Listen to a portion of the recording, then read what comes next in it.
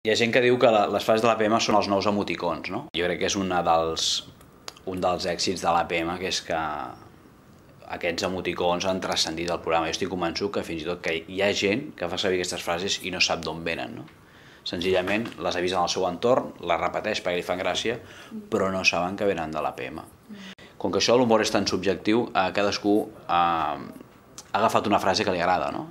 I cada seguidor de l'APM doncs, té diverses frases preferides i les fa servir quan vol, no? Com que veníem de fer ràdio, i això la ràdio ho fèiem, que agafàvem talls i els trossejàvem, els manipulàvem, i a la tele ho vam intentar i de fet ho vam traslladar, passa que no sabia, ho havíem fet amb àudio, però ho havíem fet amb imatge i no sabíem com funcionaria, i la veritat és que el resultat va ser bo. I clar, nosaltres que fem un programa en el que escrivim molt poc guió, les frases aquestes recurrents, els cartutxos que li diem nosaltres, que són les frases que després tothom diu, doncs és la nostra eina principal per dir coses, no? Jo crec que les frases que més funcionen són les divertides i les frases de l'APM acostumen a ser divertides i curtes. I això fa que siguin fàcils de memoritzar i siguin molt fàcils de reproduir. I les que han tingut més èxit són perquè el to és divertit, perquè la cara del personatge que les diu fa gràcia, per molts motius, però jo crec que el factor decisiu és que ja facin gràcia per si soles, no?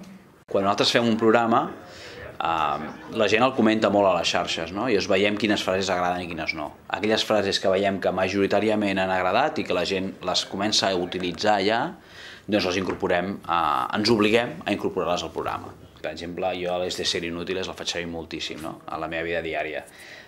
La gent que coneix el programa doncs, li fa gràcia fins i tot, i la gent que no coneix el programa es pensa que estàs boig. I aquí la redacció de l'APM, doncs sí que en fem servir. No estem parlant tot el dia com l'OMAPM, però Déu-n'hi-do les frases que fem servir, a part de també els politons al mòbil i coses d'aquestes, no?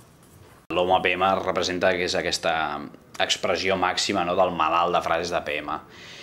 I la veritat és que segurament n'hi ha molts d'homos APMs i de dones APMs, i de fet l'OMAPM neix del Manel Piñero, no? Que és un guionista de l'APM, que el truquen des de... estem treballant, el truca a la típica operadora de telefonia mòbil i el té 20 minuts al telèfon. El que passa que ell, per intentar treure-se'ls de sobre, els hi comença a parlar en frases de l'APM. Es produeixen situacions realment surrealistes, ens feien moltíssima gràcia i vam decidir provar-ho.